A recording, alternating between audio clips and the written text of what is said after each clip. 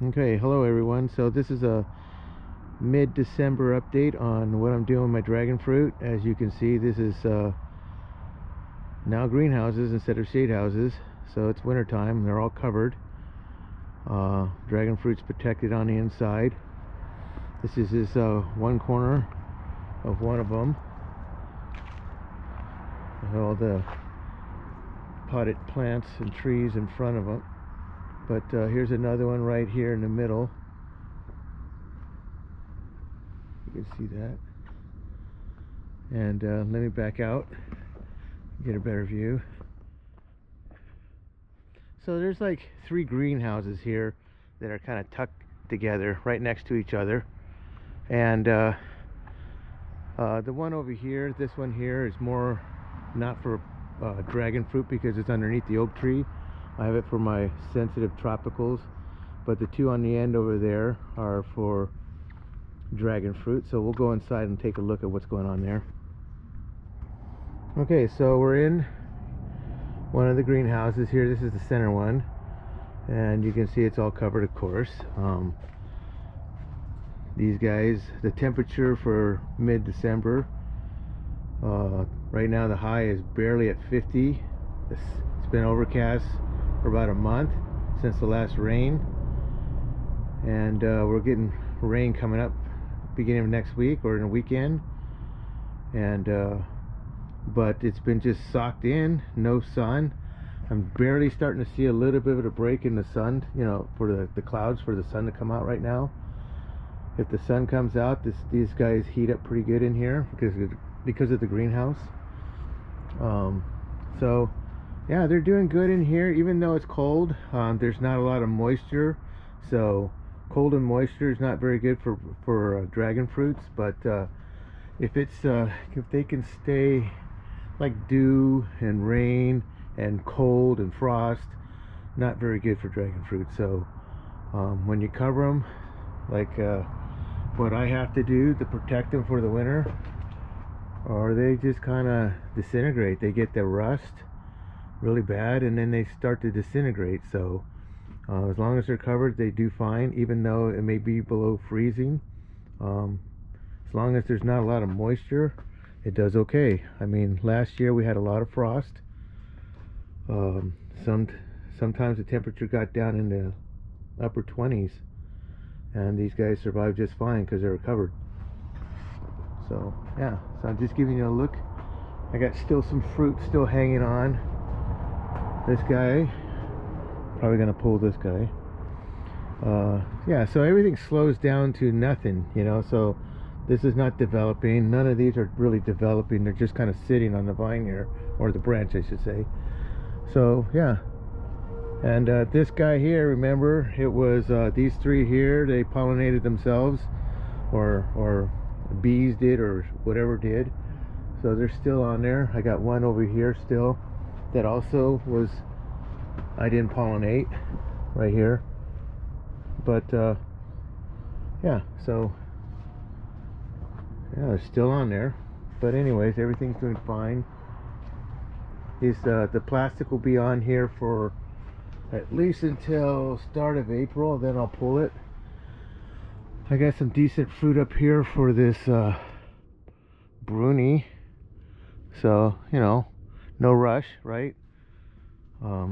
It's not like there's going to be a lot of heat that's going to cause them to ripen too fast. But some of these, like this guy, will never get there, so I end up pulling him.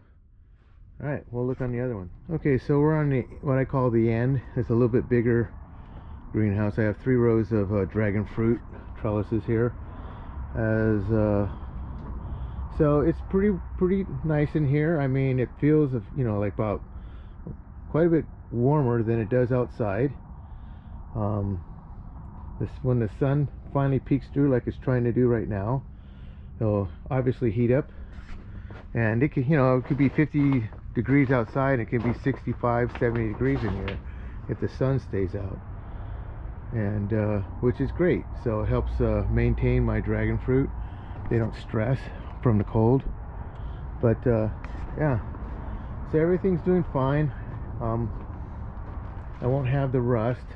Now I didn't really put the plastic up real fast, so we had some near frost, and so some of the younger branches that I didn't prune kind of got a little bit maybe some rust on it, and didn't do as well. So I don't know if I can find one here. This is, yeah, it's this one here. Like you can see, I don't know if you can tell if there's a little bit of rust on it, but when they're young like this, they're that light green. They really get affected by the cold and the wet. So a lot of these more mature branches are a lot more able to handle it. So, but yeah, so these guys are going to be fine. Not a lot of growth going on right now. They pretty much shut down, which is fine by me. That means I don't have to go out here and keep pruning everything. So I got a little bit of a reprieve from keeping these guys from going crazy. So yeah, so you can see, you know, all the plastic up here, and they're doing great. So I have one more greenhouse, and that's on the other side. That's the south side. I'll show you that. Okay, so here's my main greenhouse. I call it a tent because it's pretty big. It's like a tent, and I've got the plastic on it. Horses are watching what I'm doing. Anyways, yeah, so it's pretty big. It's 60 by 25, and I have, you know, most of my dragon fruit in there. I don't remember how many they are, but I guess I could count them. But anyways, most of them are in there. So we'll go around this side here, and you can see how I kind of hold it on there with you know, the wood, sandwich it into the frame. And the reason why I'm doing that is because of the wind. A couple of winters ago we had some pretty intense winds, and when I didn't do that, it pretty much started pulling. And so anyways, I think the camera shut off on me by mistake. So anyway, so yeah, I was saying, I use the wood blocks, you know, the pieces of wood, and I kind of screw them into the frame to hold the plastic down for the winds, and it does a great job. It doesn't move at all. And yeah, so it you know, I mean, I don't want to be dealing with this thing when it's raining and storming and windy, and having to come out here and having to fix stuff like I had to a couple years ago. And you know, when the rain starts to settle in, it starts to sag on top of the plastic, and it gets heavy, and it just keeps coming, and it keeps pulling the plastic down, and it's a nightmare. So anyway, so that's why I use the wood blocks. It holds it in really tight. You can see there I got clamps on the middle, but on the other side, my greenhouse is on the other side. I can't see them from here, but they're all with the wood block like this. So anyways, let's go inside. All right, so we're inside here. You can see it's nice and balmy in here. I don't know what the temperature is. I know outside is like around 48, 49 degrees. In here, let's see, I got a thermometer over here. It says it is like 57 or 55, 56 degrees. So yeah, so it's quite a bit. I mean, that's 7-8 degrees warmer in here than it is outside, and I can start to see the sun is trying to break through finally through this cloud layer that's been sitting in here for over a month. And when the sun comes out, this really heats up in here, and it's really nice and toasty. It gets really humid though, and the plants will end up looking pretty good. So here's an example of a young branch here that was dealt with the cold and moisture, and you can see the rust going on there, just a little bit, but before I put the plastic on. And yeah, I don't really like to keep young growth when it starts to come into winter and cold weather, because they're just, I'm gonna have to cut them off anyways, because of they just get disintegrated from the rust.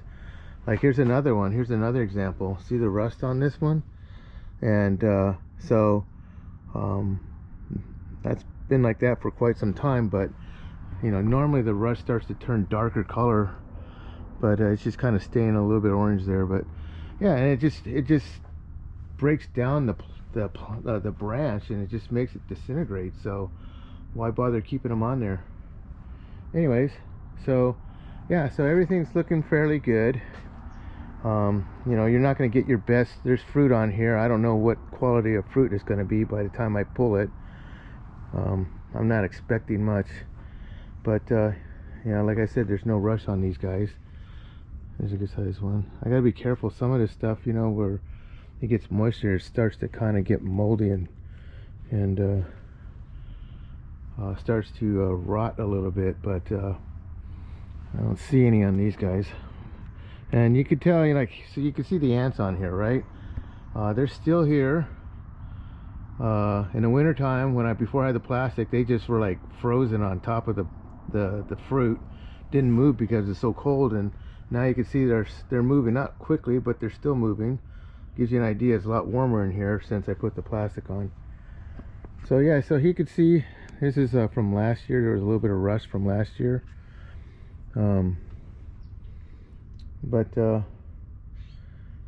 Yeah, so here you can see where sun damage, right?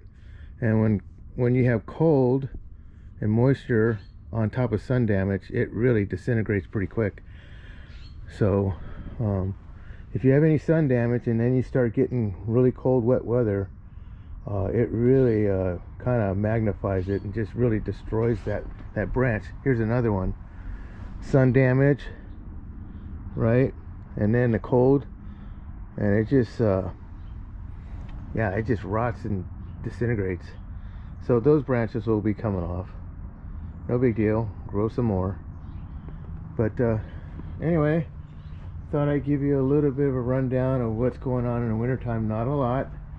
I do maintenance stuff. I don't water that much because, if you can see, everything's still kind of damp. I don't want to have sitting water and cold temperature. That's not a good combination. So I just kind of keep an eye on it. Some of the pots may end up being drier quicker than the other ones. When it's 50 degrees, it isn't going to dry that fast. So yeah, I just have to, you know, just keep an eye on it. And then if it looks like it needs it, I'll kind of dig my fingers in the soil and see what's going on. And these guys are shutting down anyway, so they're not really doing a lot of growing. They're just kind of like in hibernation, so to speak. So they don't need a lot of water. So just leave them alone and just keep an eye on it. I made the mistake of trying to water every week, you know, last year or the year before. And what happens is that the base of them, they'll start to disintegrate. So I'm not doing that anymore, and I'm just looking at it. If they need water, then I'll water them. So like here's an example of it where the base kind of disintegrated a little bit. You know, it gets all mushy and it just kind of, but the root's still good.